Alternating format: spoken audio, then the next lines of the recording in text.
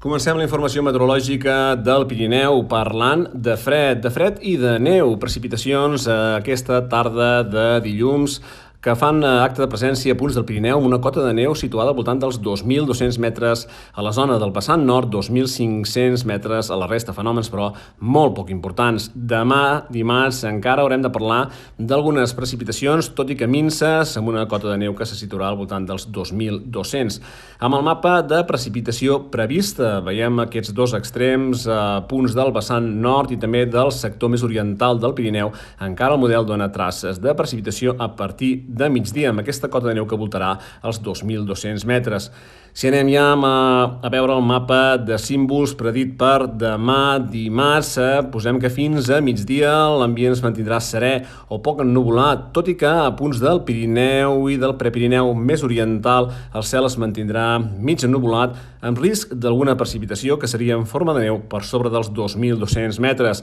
A la tarda, creixement de nuvolades, amb algunes precipitacions al nord-est i vessant nord, amb cota de neu que voltaria els 2.200 metres aproximadament. Al vespre, novament, anirien arribant bandes de núvols d'oest cap a est, la temperatura mínima més baixa, la màxima més o menys igual a la enregistrada durant la jornada d'avui.